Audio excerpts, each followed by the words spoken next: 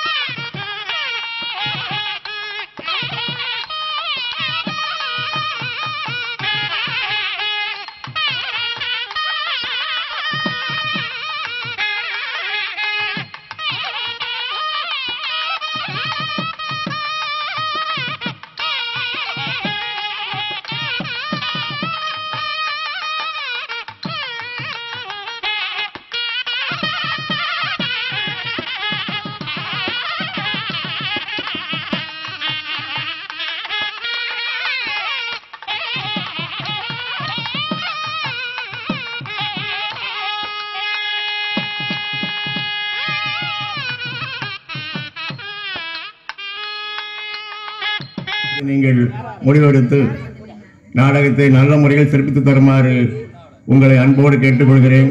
நன்றி, வணக்கம்.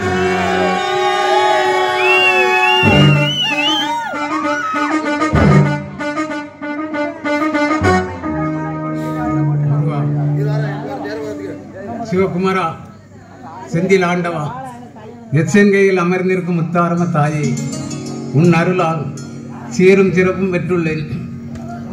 ஆசைக்கு ஒரு மகளாய் இட்டை கட்டளை வெகு நாட்களாகி இத்தனைக்கும் சொந்த காரனாக இந்த வட்டாரத்திற்கு செல்வந்தானாக வாழ்ந்து கொண்டிருக்கேன். பட்டுசாமி, பட்டுசாமி, சாந்தி இன்னும் வரவில்லை. அவங்க வருஷமா திருச்செந்தூர்ல இருந்து வர்ற அந்த 5 நம்பர் பஸ்ல தான் வருவாங்க. ஐயா, அந்த வண்டி ஒழுங்கா ஊர் வந்து சேராத. அது ரோட்ல போவோம், இல்லைன்னா அடுத்தவங்க தோட்டத்துக்குள்ள போவோம், இல்லைன்னா அடுத்தவங்க வீட்டுக்குள்ளையாவது போவோம். ஐயா, அதான் சின்னமா வந்துட்டாங்களா?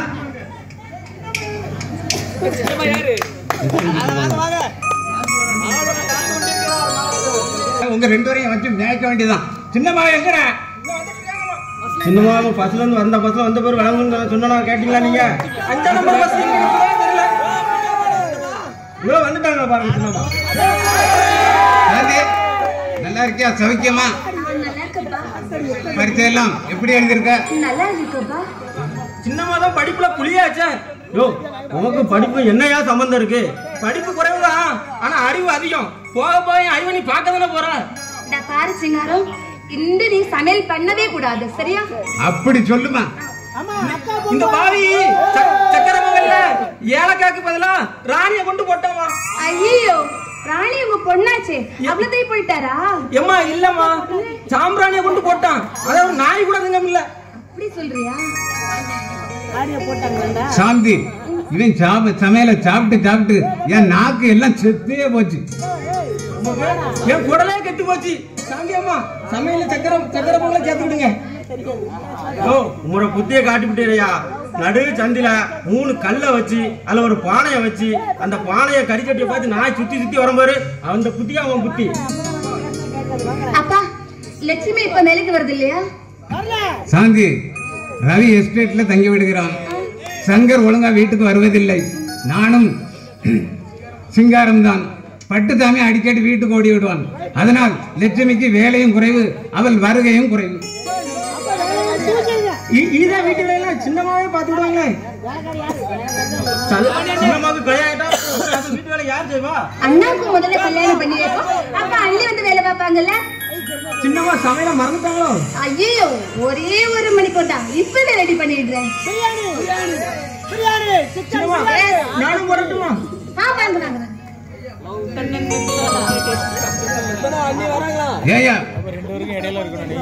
ஏயா பட்டுச்சாமி, உனக்கு பேண்ட் ஷர்ட் போட்டா ரோட்டோரத்துல இருக்குல்ல, கொடிக்கம்பத்துல இருக்கிற இந்த பாரு, நீ நம்ம வீட்டுல உள்ள பிள்ளையாச்சு, இனிமேல் இந்த மாதிரி வேஷ்டி சட்டை நீ உடுக்கவே கூடாது. இந்த பேண்ட் ஷர்ட்டை மட்டும் தான் போடணும், சரியா? சின்னவா நானும் போடட்டுமா? ஐயோ பட்டுச்சாமி, உனக்கு பேண்ட் ஷர்ட்டை போட்டா ரோட்டோரத்துல நிக்கிற கொடிக்கம்பத்துக்கு பேண்ட் ஷர்ட்டை போட்ட மாதிரி இருக்கும். இறைவா, இந்த சந்தோஷம் என் குடும்பத்துல என்றும் நிலைத்து இருக்கணும். சந்திரா, ஏமா இவ்வளவு லேட்டு? அத்தா, அப்பா ஊருக்கு போயிட்டாங்க. இங்க நடந்த சம்பவங்களை முதலாளி கிட்ட சொல்லி 6 தொழிலாளிகளுக்கும் மீண்டும் வேலை வாங்கி கொடுக்க. சந்திரா, வர வர இந்த சங்கர் தொல்லை தாங்க முடியல. அவன் எங்க குடும்பத்திலே இருக்க ஒரு கொள்ளும் வியாதி. ஆமா, அவனை ஏன் முதலாளி கண்டிக்கல? அதுவா, அவன் முதலாளியின் தங்கையின் மகன். அது மட்டும் இல்ல, சிறு வயதுல இருந்து தம் மகன் போல வளர்த்து வராரு. சங்கரை கண்டிக்க மனம் இல்லாம இருக்கிறதுக்கு இதுதான் காரணம். அத்தா, அவனால நம்ம காதலுக்கு ஏதாவது இடத்துல இருக்கும்னு பயமா இருக்குது.